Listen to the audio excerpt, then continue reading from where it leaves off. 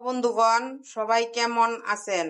প্রতিদিনের মতন আজকে আবার ভিডিও নিয়ে আপনাদের সামনে হাজির হলাম। কড়াইতে দিয়ে দিয়েছি তেল, এখন দিয়ে দিব সয়াবিন।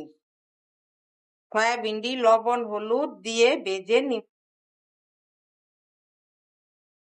কড়াইতে দিয়ে দিয়েছি তেজপাতা আর সব। এখন দিয়ে দিব জিরে বাটা।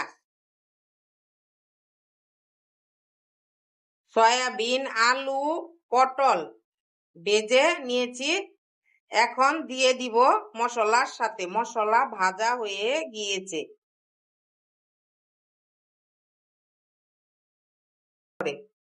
এখন দিয়ে দিব ঝোলের জন্য জল। সয়াবিনের তরকারি হয়ে গেছে, এখন নামিয়ে নিব।